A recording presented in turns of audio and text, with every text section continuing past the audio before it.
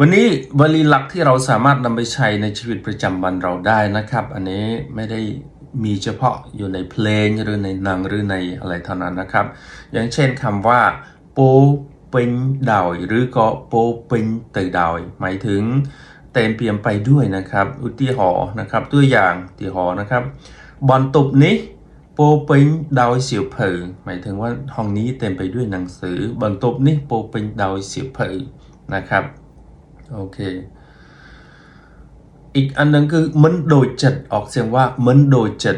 มันโดยจัดก็คือไม่ได้ตามไปตามคาดไม่เป็นไปตามใจ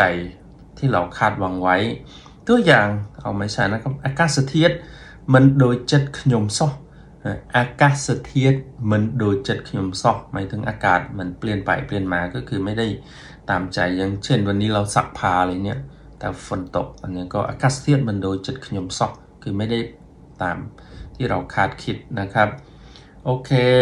ถัดไปนะครับปลายเจียออกเสียงว่าปลายเจียความหมายก็คือกลายเป็นเปลี่ยนเป็นนะฮะอย่างเช่นปีมุ้นเยิงจิตสนิทไอ้เลิฟปลายจิตง่ายคือแต่ก่อนเราแบบใกล้ชิดกันตอนนี้เราดูเหมือนห่างเหินกันนะครับปลายจิตง่ายนะครับออกเสียงว่าปีมุ้นเยิงจิตสนิทไอ้เลิฟปลายเจียง่ายนะครับ